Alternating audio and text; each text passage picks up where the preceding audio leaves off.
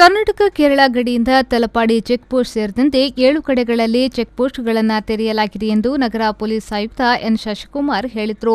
ಜಿಲ್ಲೆಯ ಗಡಿಭಾಗವನ್ನು ಹೊಂದಿರುವ ಚೆಕ್ಪೋಸ್ಟ್ಗಳಲ್ಲಿ ಪ್ರತಿದಿನ ಹೆಚ್ಚು ಜನರು ತಮ್ಮ ವೃತ್ತಿಯನ್ನರಸಿ ಮಂಗಳೂರು ನಗರಕ್ಕೆ ಬರುತ್ತಿದ್ದಾರೆ.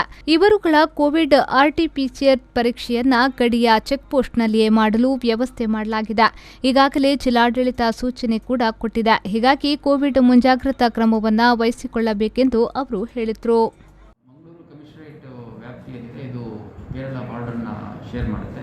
ಅದರ ಹಿನ್ನೆಲೆಯಲ್ಲಿ ಕಾಸರಗೋಡು ಮತ್ತು ಕೇರಳ ಭಾಗದಲ್ಲಿ ಸಾಕಷ್ಟು ಜನ ಮಂಗಳೂರಿಗೆ ಉದ್ಯೋಗ ಮತ್ತು ಶಿಕ್ಷಣ ಅರಸಿಬಿಟ್ಟು ಬರ್ತಾರೆ. ಅದೇ ರೀತಿ ಬೇರೆ ಬೇರೆ ಚಟುವಟಿಕೆ ತುಂಬ ಇಂಟರ್ ಕನೆಕ್ಟೆಡ್ ಇದೆ.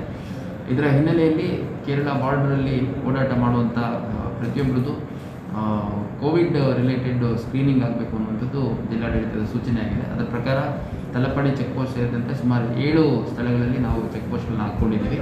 ಅಲ್ಲಿ ಜಿಲ್ಲಾಡಳಿತದ ಸೂಚನೆ ಇದೆ, ಯಾವುದೇ ಒಬ್ಬ ವ್ಯಕ್ತಿ ಕನಿಷ್ಠ 1 ಡೋಸ್ ವ್ಯಾಕ್ಸಿನೇಷನ್ ಆಗಿರಬೇಕು. ಮತ್ತು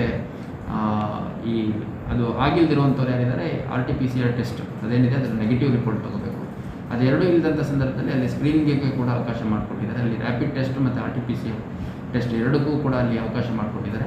ಆದ್ದರಿಂದ ಕೇರಳದಿಂದ ಈ ಕಡೆ ಬರುವಂಥವ್ರು ಮತ್ತು ಇಲ್ಲಿಂದ ನಿರಂತರವಾಗಿ ಆ ಕಡೆ ಸಂಪರ್ಕ ಇಟ್ಕೊಂಡಿರುವಂಥವ್ರು ಕೋವಿಡ್-19 ಬಗ್ಗೆ ಮುಂಜಾಗ್ರತಾ ಕ್ರಮಗಳನ್ನು ಕೈಗೊಳ್ಳಬೇಕು. ಮತ್ತು ಜಿಲ್ಲಾಡಳಿತ ಇರ್ಬೋದು, ಪೊಲೀಸ್ ಇಲಾಖೆ ಇರ್ಬೋದು, ಕೋವಿಡ್ ಸ್ಪ್ರೆಡ್ ಆಗಬಾರ್ದು ಮತ್ತು ಆ ಒಂದು ಚೈನ್ ಏನಿದೆ ಬ್ರೇಕ್ ಆಗಬೇಕು ಅನ್ನೋ ನಿಟ್ಟಿನಲ್ಲಿ ಕಾರ್ಯಾಚರಣೆಯನ್ನು ನಡೆಸ್ತಾ ಇರ್ತಾರೆ ಮತ್ತು ತಪಾಸಣೆಯನ್ನು ನಡೆಸ್ತಾ ಇರ್ತಾರೆ. ಹಾಗಾಗಿ ಪ್ರತಿಯೊಬ್ಬ ಸಾರ್ವಜನಿಕರು ಕೂಡ ನಮ್ಮ ಜೊತೆ ಸಹಕರಿಸಬೇಕು.